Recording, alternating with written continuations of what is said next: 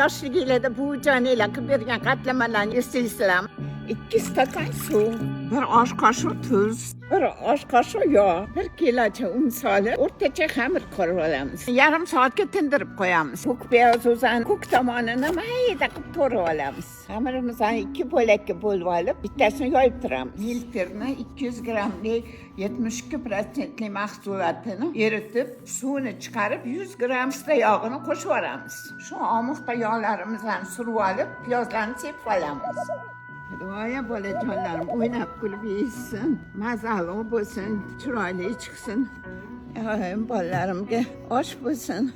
Endi buni o'rab kelamiz. Keyingi xamirimizni qilgunimizcha buni muzlatishga qo'yib turamiz. Ikkinchi savolim piyozsiz oddiygina qilib qivordim. Havoga 1 qoshiq yog' solib, qatlamalarimizni pishirib olamiz. Birpas dimlab qo'yamiz. Har bir qatlamani pishirganda 1 qoshiq yog' solib pishirasizlar.